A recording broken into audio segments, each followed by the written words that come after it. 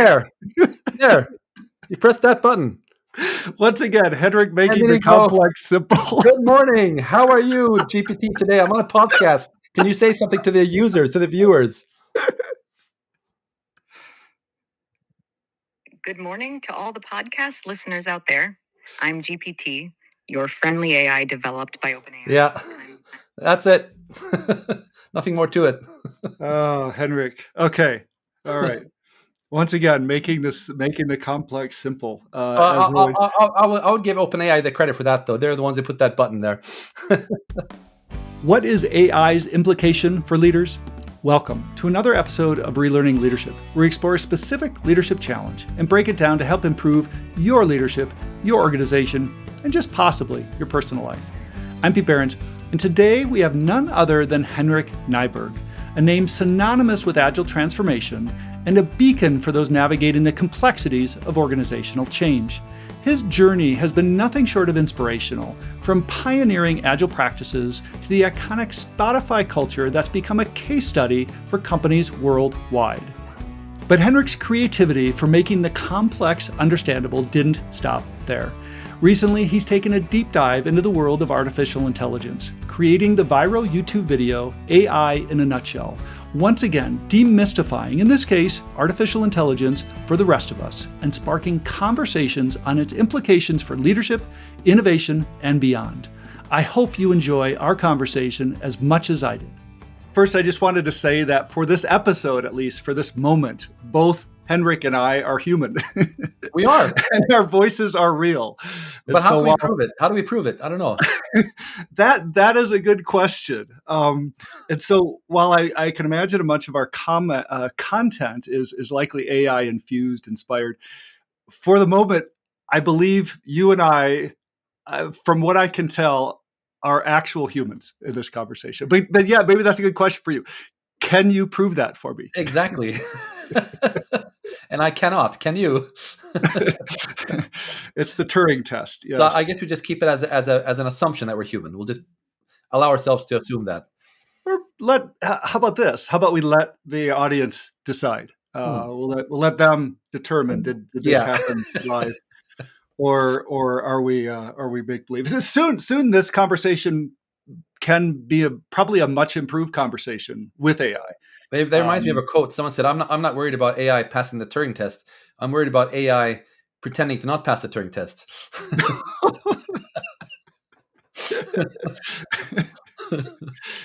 So Henrik, you've been an inspiration to me. You've been an inspiration to the Agile community, the Agile world, with your creative ideas, with Spotify culture model, with the product owner in a nutshell, and it feels like you've kind of done it again with this AI in a nutshell. You've sparked a conversation. I think that's been on the sidelines, that's coming to the forefront. I'm curious for you, was there an aha moment for you when you saw AI and you were like, oh my gosh? Yes. What was that moment? What was that like? So that's a great question, because that's kind of what I'd like to ask everyone, that same question. But for me, there was a very clear aha moment, because people were talking a lot about ChatGPT came along, right? And I played around with it, and it was very impressive, but felt a little bit like a toy. But still, I was kind of fascinated. But the actual aha moment came when GPT-4 came along, and I'd heard that this thing was a lot more advanced. And by that time, I was starting to get into this space, and I was writing an article about AI. It's called "Are Developers Needed in the Age of AI?" Mm-hmm. And I wrote this article, and I wanted feedback on it. So I was asking colleagues for feedback on it, and then of course I'm like, yeah, I should of course ask ChatGPT for feedback on it. And this time I just got my ChatGPT Plus account, so I could use GPT-4. It's like, I'll try this. I'm like, hey, I wrote this article. I'd like feedback on it. It's rather long though. I'm not sure it can fit in your context space. And it's like, how long is it? And I said, well, it's, I don't know, 3,000 or 4,000 words or something. Now it would fit, but it didn't then. So then it responded and said, well, give me one chapter at a time, then I'll give you feedback. I'm like, okay. So I fed it chapter 1, just pasted it in, and it gave me surprisingly useful feedback, which was like, about the tone of it, and like very like kind of human feedback. And it also said that maybe you should, at the end of chapter 1, talk about what you're going to talk about in chapter 2, write a small lead in to chapter 2. And here's an example of what you could write. and it wrote a few points about, and now in chapter 2, I'm going to talk about blah, but I haven't given it chapter 2 yet. So already then I was starting to be like, wait, it predicted what chapter 2 is. This is a bit weird. And then I pasted in chapter 2, and it gave me more similar very useful feedback. And then it predicted chapter 3. And then I was really getting creeped out. And I pasted in chapter 3, and then it responded with chapter 4, the whole chapter 4. It wrote chapter 4. And I was like, what? It was using my tone of voice. It had the same points I was making in the same sequence. Of course, not the exact same words, but it essentially wrote my chapter 4 that I hadn't yet given it. And I was like, what? And I pasted in chapter 5, and it wrote chapter 6, still following my whole arc. And that was like an absolute shock. Then I had to stop, and I told it, stop writing my article for me. Just give me feedback. So then it apologized and went back to giving me feedback. So I felt kind of like there was like I was a little baby, and there's like mom and dad. They're like, nice drawing, Henrik. Wow, I'm amazed by it. But of course, it's really just a stick figure, right? So yeah, that was probably my biggest aha moment. I mean, taking that metaphor a little bit further with your parents, it's almost as if your parents were drawing the next image for you as a kid. Yeah. Rather than letting you draw and explore more. Yeah, and then when I said I want to draw myself, then they pretended to be impressed by it, and like, but actually they knew exactly what I was going to do. So I had this like my aha was maybe we humans aren't as creative as we like to think. Yeah, and it's interesting how that parallels my aha. I was playing around with earlier versions of ChatGPT, some of the external tools that help you write, and it's like I was in some tools and they're writing these flowery stories. I'm like, come on, cool it down a little bit. Like that's not my voice, and it was just like I felt like a hamster in a hamster wheel. Like you're not helping me. You're making me do extra work to actually do this. And all of a sudden, in that switch of ChatGPT 4, something happened. Yeah, where all of a sudden some of that went away. Not always, not all the time, but for a majority of the time, it's like, whoa, there's something more real happening. Yeah, it was definitely a shift. And I had similar experiences with code and writing code. That's just like, wait a sec, this thing can code like a senior developer. And I never thought I would see that in my life. So I was very, very surprised. Yeah. Yeah. It's interesting in terms of, we call this I would call this assistance, right? I look at AI in kind of three lenses right now, especially in our leadership space here. Like there's awareness. And I think your video has done an awesome job to help create some awareness to the landscape because it's a massive landscape. But you're talking about assistance, right? This help me be better. Sort of. I like to think of it more like nowadays. I think of it more like colleagues, like a colleague. I'm not sure why that word fits better in my head than assistant, but I think because assistant implies to me something very passive, who's just responsive, who just just reacts to things you do. But I've noticed that the most powerful use of AI is when you use it more like a colleague and give it tools and autonomy, so it can work alongside you and not just be more like a peer kind of thing. It was interesting. I was having a conversation with my partner Jana, and she's like, "You're just creeping me out," like. Because I was saying the same things. I'm like, I'm treating this like a buddy. Like I'm treating this like I'm talking to it like, no, that's not what I mean. I'm thinking about this. And I'm like wondering, is this building am I building a relationship? And that's where she was like, all right, you're creeping me out here. Yeah. Where is that line for you in terms of, okay, it's a colleague. Yeah. Is it a relationship? So that's a really good question, I think. For me, there is a pretty clear line in my head. I think of it as a colleague. I think of it as an intelligent being. And I know that depends, of course, how you define intelligence, right? So just subjectively, I think of it as some kind of intelligent being.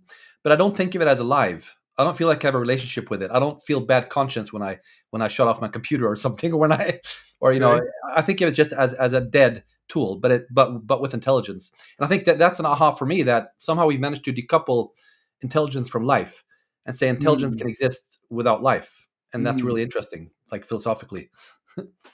That's a powerful statement.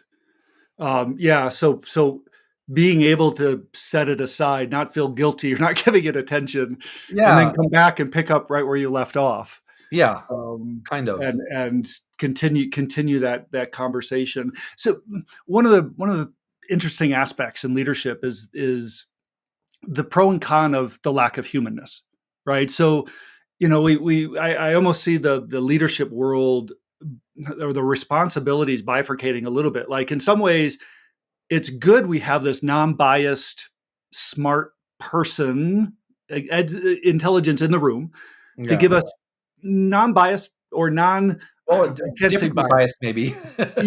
Yeah, trained bias, but Yeah.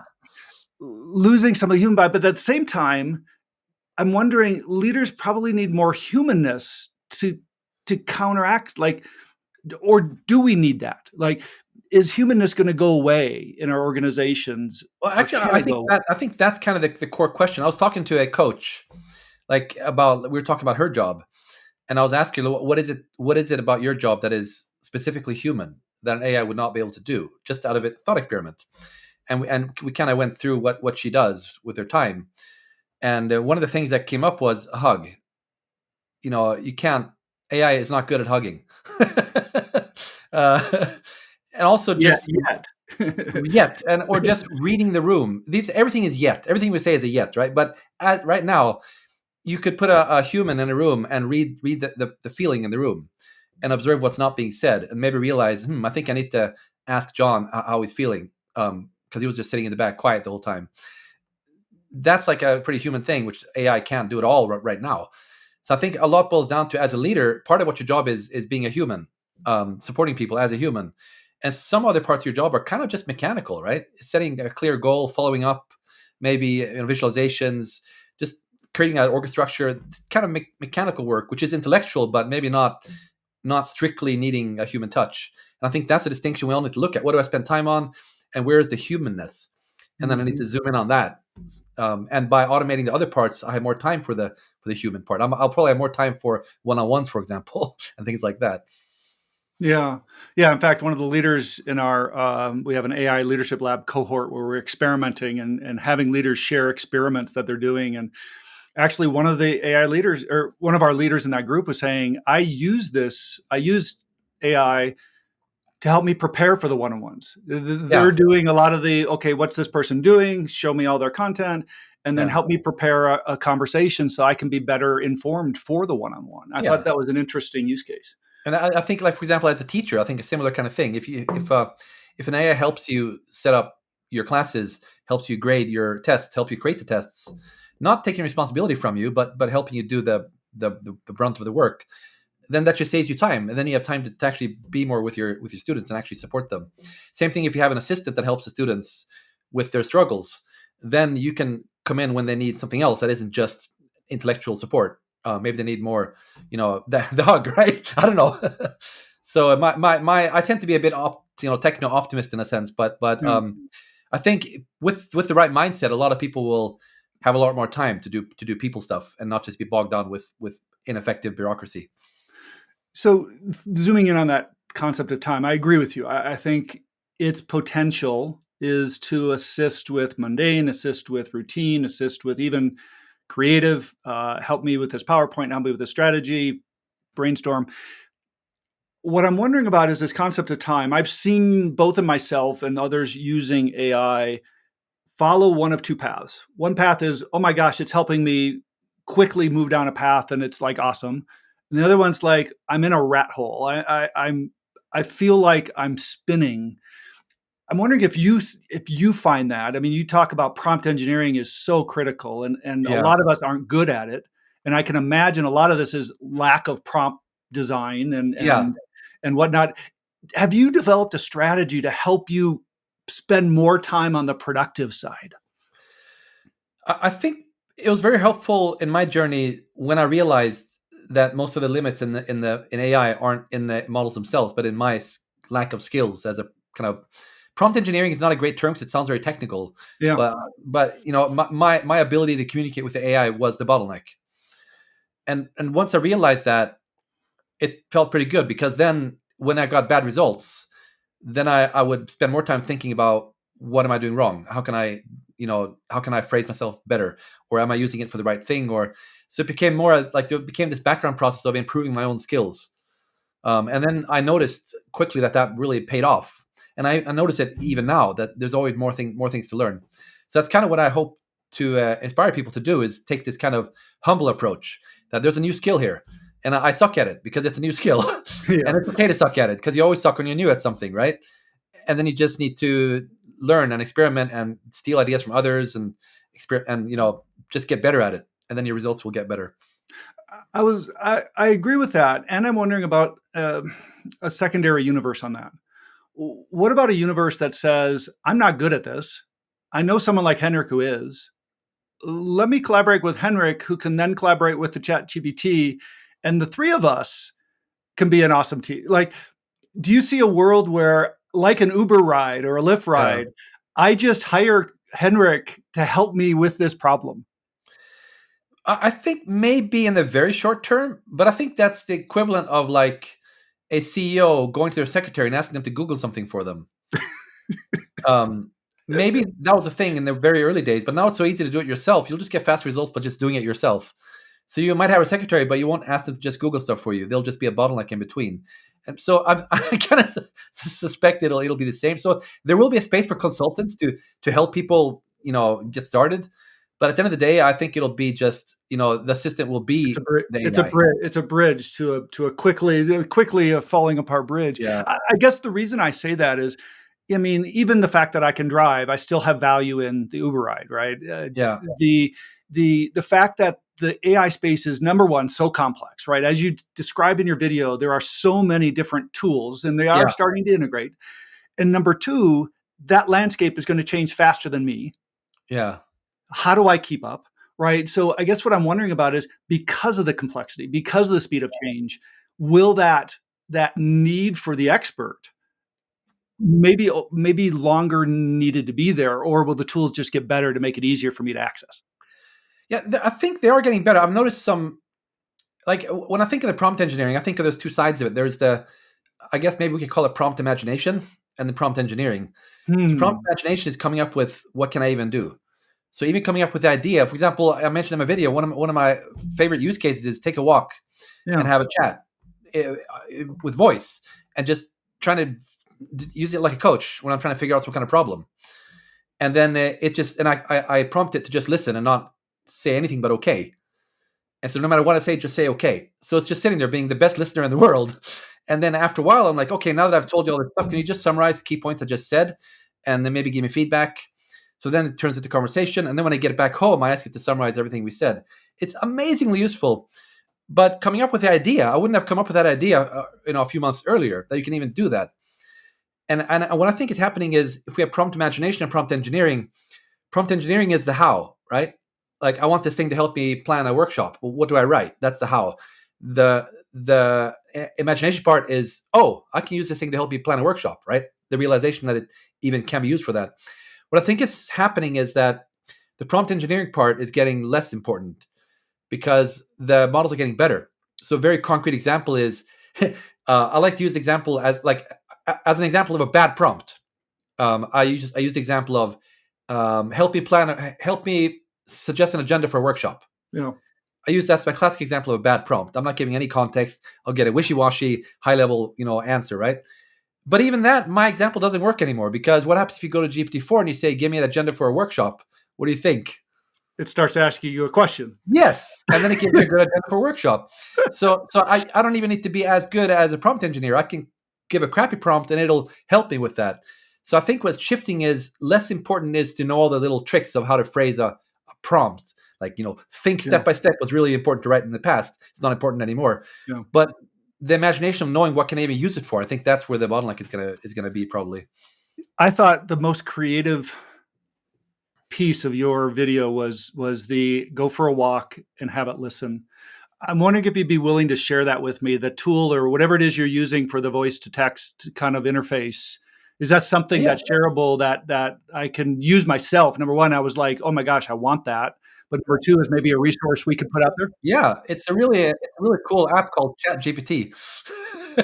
Yes, I guess what I'm looking for is the connection of how to make that all happen. Yeah, basically, ask ChatGPT. Let's do it. No. The funny thing is, it's actually built in. So wait. So I just need to enable my mobile app. It's right there. There. You press that button. Once again, Henrik And making then the you go, complex simple. good morning. How are you, GPT, today? I'm on a podcast. Can you say something to the users, to the viewers? Good morning to all the podcast listeners out there. I'm GPT, your friendly AI developed by OpenAI. Yeah, that's it. Nothing more to it. Oh, Henrik. Okay. All right. Once again, making the complex simple. As always. I would give OpenAI the credit for that, though. They're the ones that put that button there. However, I would add, though, it's important that you prompt it because, oh yeah, wait, sorry, I lied. There's one little wrinkle in it. When you do that, when you press that button, you get this thing that listens to you. And as soon as I stop talking and pause to take a breath, listen to what's going to happen. I'm all ears. It starts interrupting because it doesn't know when I'm finished talking. So the trick is, nobody knows this. It's weird. You got to hold it. If you hold your finger on it, then it won't interrupt. But you're prompting That's it. the Then. key. You're prompting it though to say, "Do not respond until I ask you to summarize." Well, it's more like this. GPT will always want to respond when it thinks you're finished talking. So, but if you hold your thumb, it'll just say nothing until you let go. But even when I let go, I don't want it to start responding to me. I don't want it to tell me a bunch of stuff. I want it to just acknowledge, okay, because I don't want it to give me anything unless I ask for it. And that's different from its default behavior. That's why you have to prompt it. But when I'm taking that walk and I'm doing my brain dump, I don't want to have it chatting back to me. I just want to listen until I ask you for something. So and that's kind of, I guess, maybe the core of prompt engineering, right? Think of what you want and then convey that. and I love your term prompt imagination. You got to coin that one. You've heard it here first in Henrik, but so I want to maybe take just go back in time in history for just a second.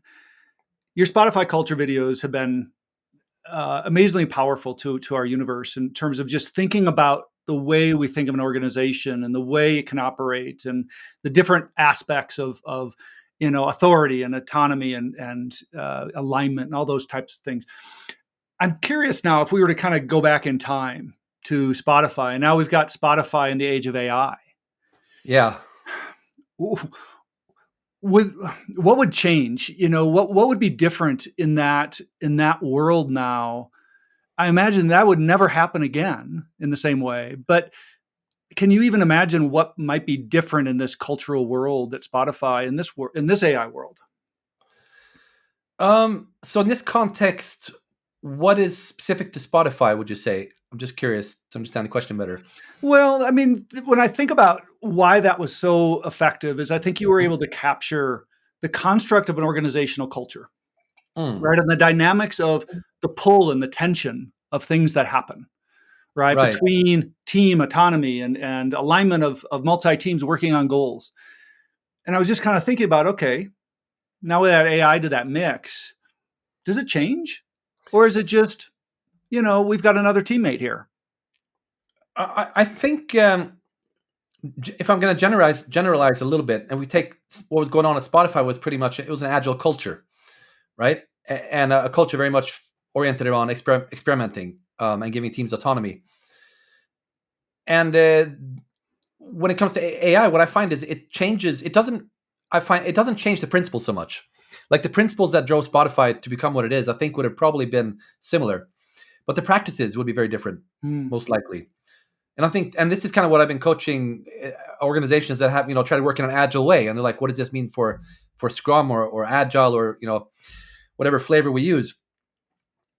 And my observation is that, again, the principles are the same. You need people working close to the users, getting feedback on a regular basis.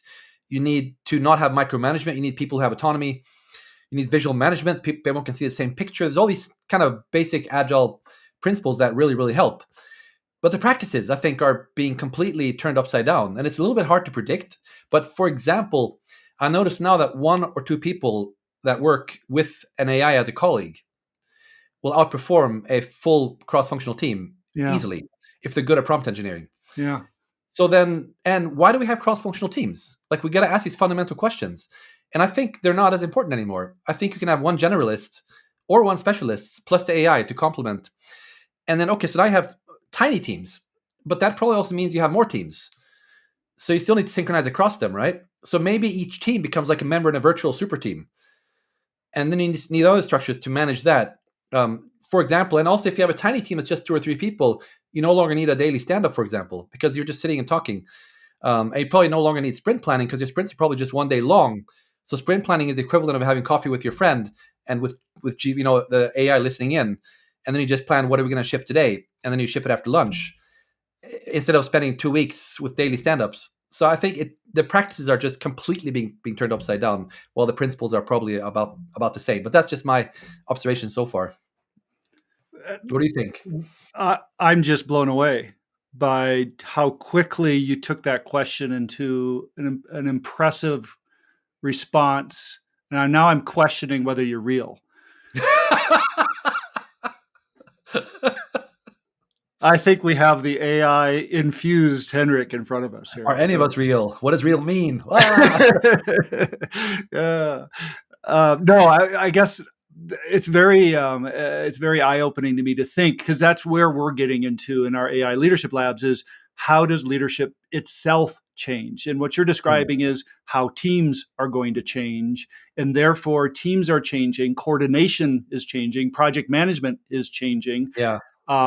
Our oversight, our the roles, responsibilities of leadership to align, connect, integrate, deliver that system have to change. Yeah. And even such a basic thing like, why do you hire people? We're missing a key competence here. We got to hire someone or else we don't have that competence. Well, now you do. So you still need to hire people, but not just because they have some competence.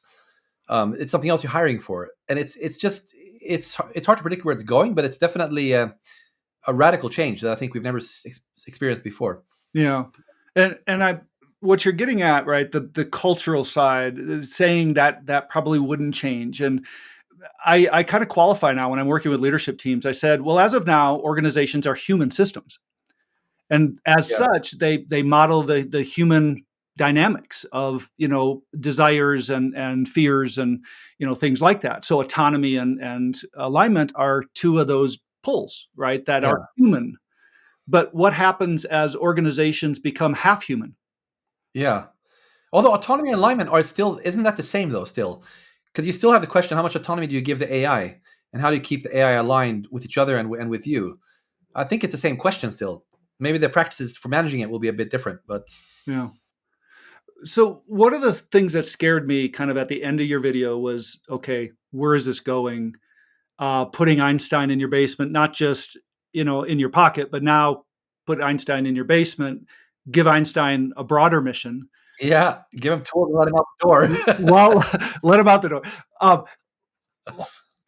I'm it's kind of blowing my capacity of imagination right now to kind of think about the constraints and the responsibilities and the unlimited power of sending something off. Yeah. On that trail. Can you give us any kind of additional kind of governance insight, thoughts on that? Yeah, I think I've been working a lot with this for the past half year, experimenting with these. I use the term autonomous agents, which to me means essentially taking things like GPT, giving them tools, and by tool I mean things like access to the internet, access to files, access to tools like Trello or Slack, or access to the phone. Just give it tools, and then giving it autonomy, so it doesn't just sit around and wait for you to say something. Instead, it has a high level mission, and then it can move on its own. And so far, all these little agents that I've been working on, and also other people that I've been talking to, they all have a leash held by a human, walking right behind it, right? Because it's a program running. So at the end of the day, it's just software. It's just code, but that code happens to be running on a loop and not just waiting for input. And it happens to be talking to GPT a lot or other models. So you can still stop it, right? It's running on some hardware, maybe in Amazon. Someone's paying for it, a human, right? It's not going to go bananas because you're going to have quotas, you're going to have limits, you're not going to want to pay too much. Even OpenAI, the API has limits. So there are built-in constraints in terms of you're paying to run this thing, and you can shut it down at any moment. The weird thing, of course, is if we get to a future where you really we actually, literally unleash them, So they can, let's say you give them a pile of money, and they can make that money grow in whatever way they want, and they can use that money to acquire whatever resources they need. That's when it gets seriously scary. But I haven't dabbled in that area yet at all, so I don't know where that's going to go. But I guess that's where I worked a little bit in a project which was trying to create an alignment framework for this. So the idea would be that you would hardwire in a constitution, kind of like Isaac Asimov's 3 laws of robotics. What were they? You're not supposed to hurt a human. You're supposed to try to keep yourself alive, and you're supposed to do what humans tell you, and in that order of priority, or something like that. But the key point is creating a hardwired constitution where an AI, no matter what it thinks it needs to do to acquire its goal, there's going to be a hardwired incentive built in.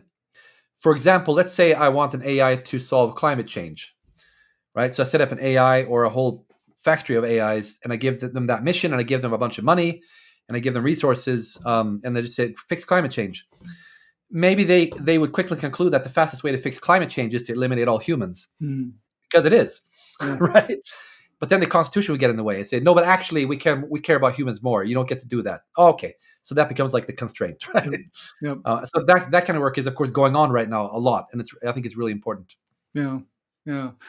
It's fascinating where this is going, and I think one of the challenges I think we all face is keeping up with it. Your curve of human intelligence versus AI intelligence, and at that crossing point, right, I think was a very apropos graph, right, and a very scary one in a sense of our ability to control the things we're creating or to limit some of the aspects of those. Yeah, right. So far, we're in control, but who knows how long that's going to last, right? Yeah. Well, I guess maybe in parting, any advice, I guess, for those, you said in your video, practice, try, experiment, don't be afraid. Specifically for leaders, maybe any more specific advice you might give to a leader who has human responsibilities of employees and divisions that they're working with that might also be playing with this?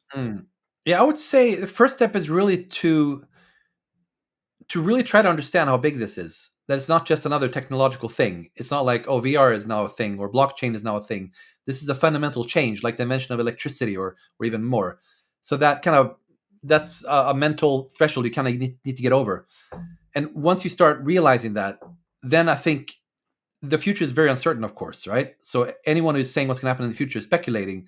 But I think there are some things that are fairly predictable. And one of them is that the more you and your organization understand this technology, and not just in theory, but actually use it day to day, the better you will be positioned for whatever future hits us. So make sure that you as a leader, as an individual, actually spend time using this technology, trying it. Try it for all kinds of dumb, crazy things. Just push the limits, right? Just learn, how do I use it? What is it? What are the limits? What are the pros and cons? And then encourage everyone around you to also do the same. And then and that needs to include some patience, because people will try it and sometimes it's not going to work. And that needs to be okay. Like, oh, I built this AI chatbot and it messed everything up for us. Darn.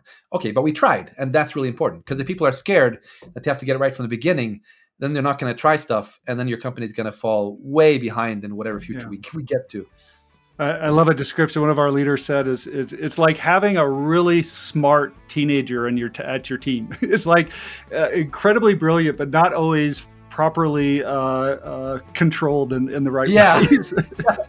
really kind of is. But yeah, just get your organization experimenting with this, of course, within some safety barrier, of course. But yeah.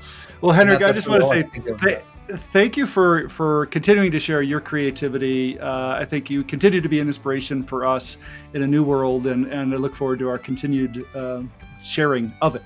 Thank you. This was a lovely conversation.